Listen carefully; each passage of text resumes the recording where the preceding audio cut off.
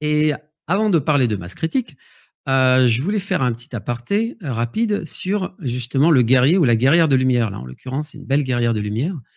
Donc, vous voyez, c'est pas la même énergie que les gardiens de la galaxie, hein. On est sur des images là qui ne sont pas parasitées comme celles que je vous montrais en début de live par plaisanterie.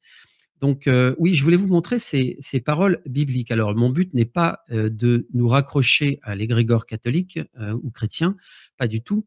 Mais bon, vous savez que la Bible, malgré tout, reste comme le Coran, hein, comme d'autres écrits, reste des écrits fondamentaux, je dirais, pour la population. Et on y trouve quelques pépites.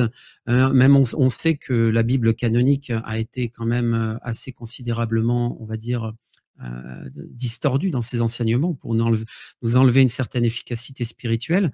Mais quoi qu'il en soit, il existe quelques pépites et notamment une qui est vraiment intéressant de connaître, qui est celle-ci, qui est extraite du deuxième épître des Corinthiens et qui dit la chose suivante: si nous marchons dans la chair, nous ne combattons pas selon la chair, car les armes avec lesquelles nous combattons ne sont pas charnelles, mais elles sont puissantes par la vertu de Dieu pour renverser des forteresses.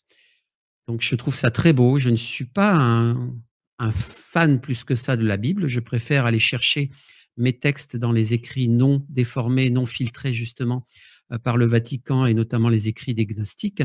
Mais quoi qu'il en soit, ici nous avons affaire à une pépite qui nous explique très très bien ce qu'est le guerrier ou la guerrière de lumière et ce que nous faisons, car en l'occurrence, justement, ce que nous faisons à travers ces méditations mondiales, c'est bien exercer comment dire, cette énergie de combattant à travers ces méditations mondiales focalisées, synchronisées, pour pouvoir renverser des forteresses. Et la forteresse que nous allons renverser, c'est justement, c'est le voile, c'est la cabale planétaire, et nous sommes en bonne voie pour y arriver. Donc voilà, donc j'espère que ces paroles vous inspireront tout autant qu'elles m'inspirent.